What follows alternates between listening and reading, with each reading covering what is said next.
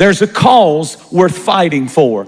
Our families are worth fighting for. It's not easy. It's not easy to hold your family together. It's not easy to raise children in the times in which we live. Everything seems to be against the family and against the home. But when we decide that our families are a cause worth fighting for, God said, then I will fight for you. Fight for your family. Fight for your marriage. Don't give up on it. Fight for it. Fight for your wife. Fight for your husband. Fight for your sons and your daughters, because Satan is on a rampage and he wants to destroy the church, but he can't destroy the church without destroying the home.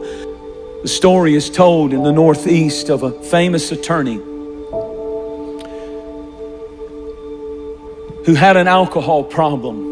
And he was very successful, and on the way every day to his law practice, he would walk on the streets of Chicago past a bar, and he would slip in for a morning drink and then go on to his office, and he did it every day. One day as he was walking, the snow was lightly falling. He heard a noise and turned around, and he saw his little 6-year-old boy. Somehow he had slipped away from his mother and slipped out of the house. And when he looked, the little boy was putting his little foot in the big footprint of his dad.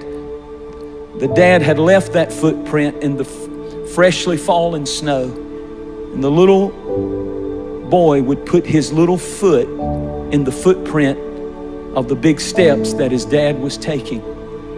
And suddenly, as he was standing outside the door of that bar, and he looked back and saw that that boy was stepping in every one of his footsteps. And he was smitten with conviction, and he ran and scooped the boy up and took him home and put him in the arms of his mother and ran downstairs. And he says he fell to his knees and he began to weep and cry. And he said, "Oh God, help me to never, ever again allow my footsteps to lead my children to a bar, but let my footsteps lead my children to you." Enjoy your family.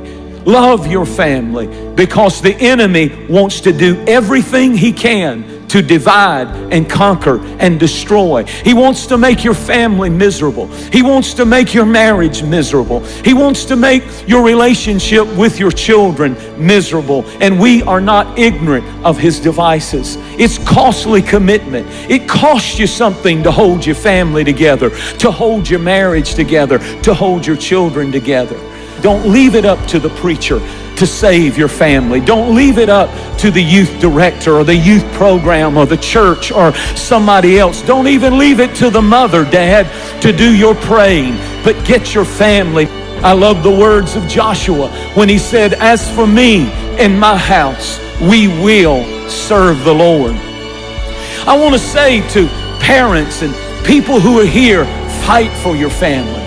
Stay in their business and stay in their lives. And when you have to stand up and correct them, correct them. If it hinders and hurts and you have all kinds of stuff going on, stand for what's right. Fight for what's right. Stand on the truth. And you know what? They may go wild, they may get crazy, they may get mad, they may go off. But if you have raised them right, if you have raised them in the house, you don't have to be a perfect family. But if you've done your best to bring them to the house of God and to serve the Lord before them, and you've done your best to have God's presence in your home and in your life, there's something that gets on your family that they will never be ever be able to get away from. As a matter of fact, I just want to tell you, there's nothing more important than what you're doing right now. It's more important than a ball game. It's more important. We've lost that. See, we don't believe this old stuff anymore. But I'm going to tell you, beware of dangerous distractions that take you and your family away at critical times